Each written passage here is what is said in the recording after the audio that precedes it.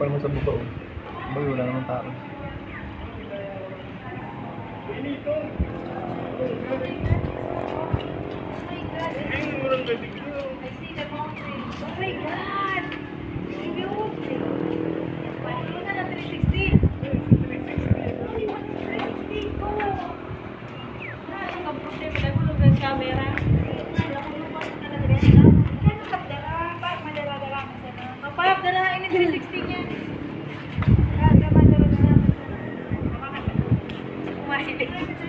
Magandang araw sa ating lahat. Sa wakas, narating din namin ang Monte Maria Shrine. Ang Monte Maria Shrine ay matatagpuan sa lugar ng Barangay Pagkilatan, Batangas City. Ito ay dinarayo ng mga debuto upang magnilay-nilay dito. Ang sukat ng Monte Maria Shrine ay may taas na 63 metrong taas na imahe ng Birhen Maria. Nakakamangha ang kanyang pambihirang taas at napakaganda ng lugar na ito. At matatanaw mo mula dito ang kulay asul na karagatan na kung saan ay dumadaan ang mga sasakyang pangdagat na patungo ng Mindoro. At makikita rin sa bandang ibaba nito ang napakagandang view ng mahabang karsada na nagmumula sa napakalawak na tanawin sa paligid nito. Ang Monte Maria Shrine ay pinagawa noong 2014 at natapos ito taong 2021. Ang Monte Maria statue ay ito ang pinakamataas na statue ni Mama Mary sa buong mundo. At ito ay may taas na 63 metro kabuuan ng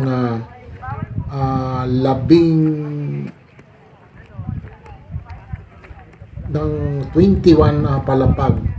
Sa ika-17 palapag, doon makikita ang kamay ng Birhen na may hawak na malabilao,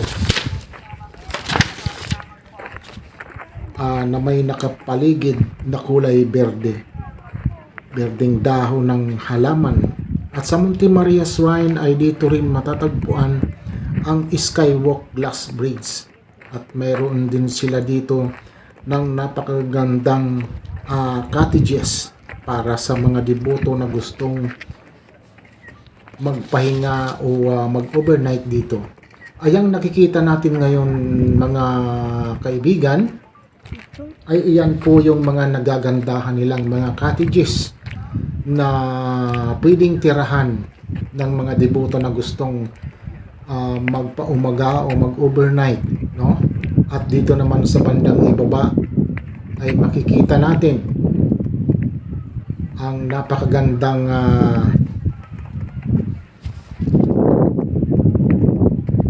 Skywalk Bridge, no? Ang Skywalk Glass Bridge ay pansamantalang hindi muna nila ngayon pinag-ooperate at na hindi natin malaman kung ano ang kanilang kadahilanan. Pero kung inyong makikita ang lugar na ito ay talaga namang mamamangha kayo sa ganda at sa lamig ng paligid, sa napakasarap na sariwang hangin, ay siya ang sasalubong sa iyo dito sa Monte Maria Shrine dito sa Batangas City. Mga kaibigan, kung kayo man ay patungo dito, ito ay napakadali lamang puntahan, lalong-lalo na kung ikaw ay nanggagaling lamang ng Maynila o nanggagaling ng Mindoro, ay ito ay nasa kalagitnaan lamang at nasa tuktok ito ng napakagandang lugar dito sa Batangas City na talagang hindi kayo magsasawa, no? At ito ay dinarayo talaga ng napakaraming debuto may mga foreigner din na mga dumadayo dito upang makita nila kung talaga ano ba talaga ang sekreto nitong Monte Maria Shrine dito sa Batangas City. So mga kaibigan, kung gusto ninyo makarating dito sa Batangas sa Monte Maria Shrine na ito, ay napakadali lamang po. Lalo na kung kayo ay mayroong sariling sasakyan. So guys, ayan, nakikita ninyo, yan po yung Skywalk Glass Bridge, no? Na napakaganda. Ayan. Oo. So napakaganda niyan. So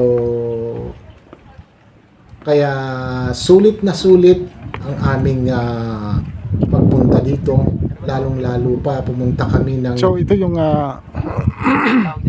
tinatawag nila na Wala nakablay na pangalan. walang nakalagay na pangalan, basta ang nakalagay lang nila dito ay Anong tawag ganito? Glass? Walking glass?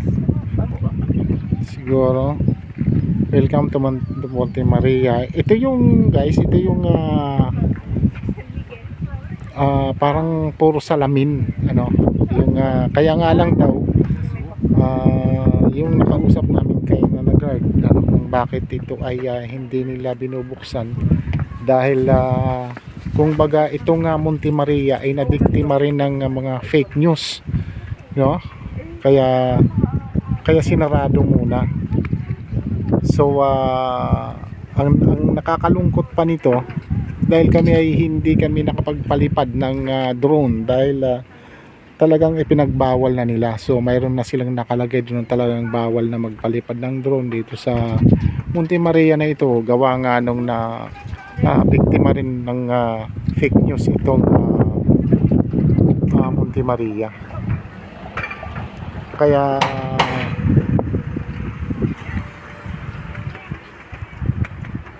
sana naman yung mga gumagawa ng mga fake news na yan,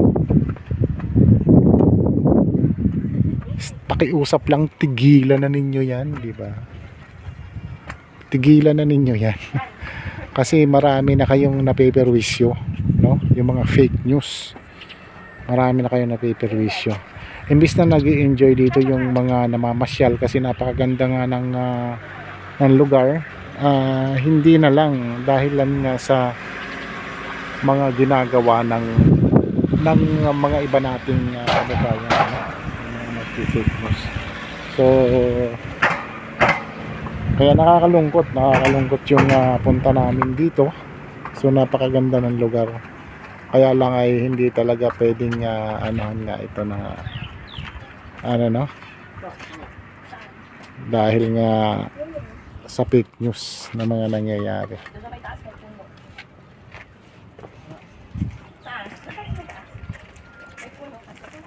So maya aakyat kami doon sa Kamay, pupunta kami doon sa Kamay.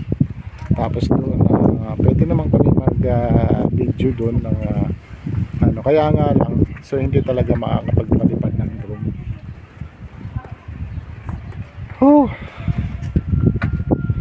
At anyway, pero sulit naman yung aming aming pagpunta rito, dahil hindi gaanong mainit.